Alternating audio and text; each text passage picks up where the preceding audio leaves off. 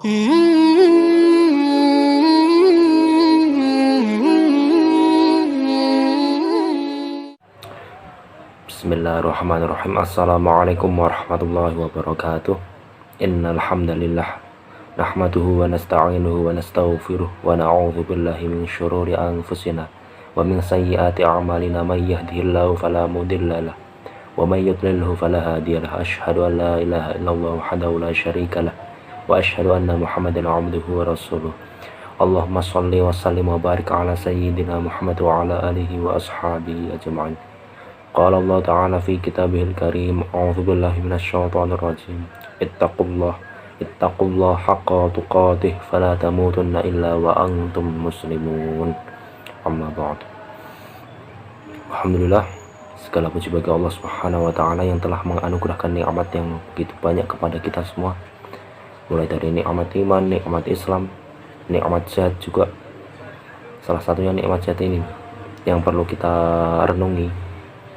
Mata bisa digunakan untuk melihat dengan sejernih-jernihnya, telinga bisa menangkap suara dengan sebaik-baiknya, dan mulut bisa kita gunakan untuk berzikir kepada Allah Subhanahu wa taala.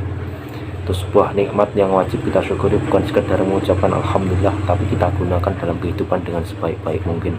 Kita hindari maksiat, jalani ketaatan, dan yang lain-lainnya. Dan tak lupa juga nikmat ketaatan yang wajib bagi kita untuk mensyukuri juga. Karena kalau tanpa nikmat ketaatan kita nggak akan bisa merasakan nikmatnya ibadah. Sholat duha, sholat tahajud, bangun malam-malam, ngapain. Tapi kalau orang udah dikasih nikmat, ya itu terasa nikmat ini. Sholat tahajud, nangis, nikmat ini. Sholat duha, fadilahnya karena sedekah, dan yang lain-lainnya. Salawat serta salam mari sama-sama kita haturkan kepada baginda Sayyidina Rasulullah Muhammad SAW yang telah memberikan jasa begitu banyak dalam kehidupan kita, dimana jasa beliau jauh lebih besar dibandingkan jasa kedua orang tua kita sendiri. Kenapa saya bisa mengatakan seperti itu? Ya karena memang faktanya seperti itu ya. Kalau orang tua kita itu hanya sebatas dalam kehidupan dunia saja, merawat kita, melindungi kita, memberikan kasih sayang, menjaga.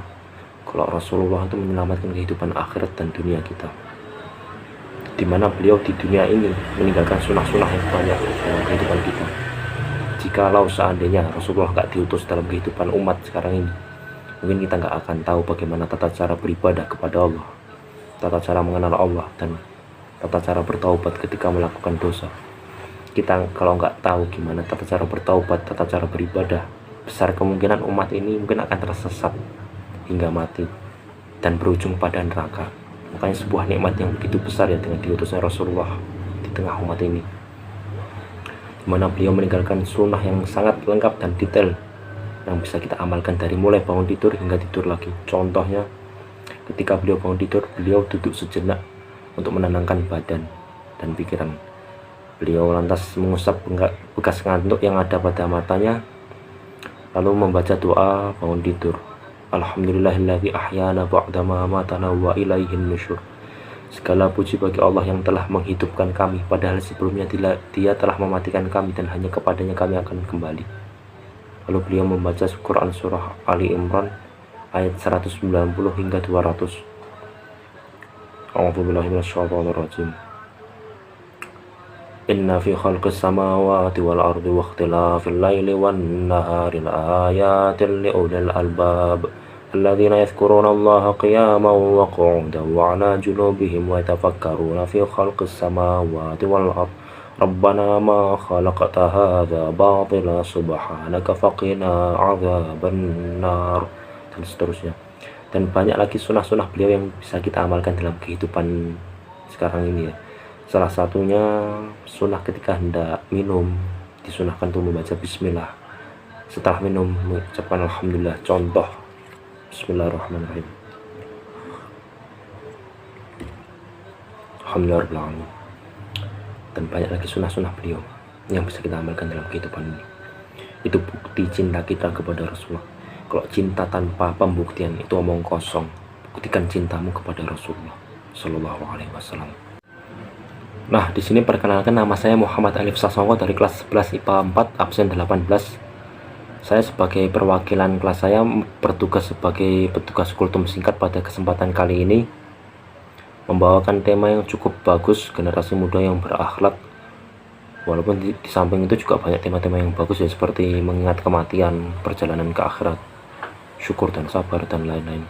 Tapi sekolah sudah menetapkan ini, maka kami harus mencari materinya, mempelajari dulu, baru membuat video rangkuman seperti ini.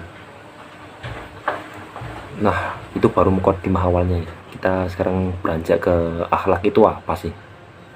Jangan-jangan selama ini kita ngomong akhlak gak ngerti ya artinya.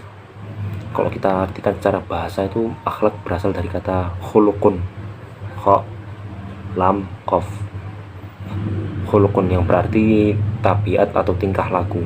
Kalau secara istilahnya menurut Imam Al-Ghazali itu adalah kehendak jiwa yang menimbulkan suatu perbuatan dengan mudah karena kebiasaan tanpa perlu pertimbangan pikiran terlebih dahulu. Ini pendapatnya Imam Ghazali ya. Tentu banyak pendapat dari imam-imam yang lainnya ya, tapi saya ngambilkan dari Imam Ghazali. Apa sih pentingnya akhlak dalam kehidupan akhirat nanti, sehingga kita bisa termotivasi untuk menunjukkan akhlak yang mulia terhadap sesama? Saya teringat hadis Rasulullah SAW.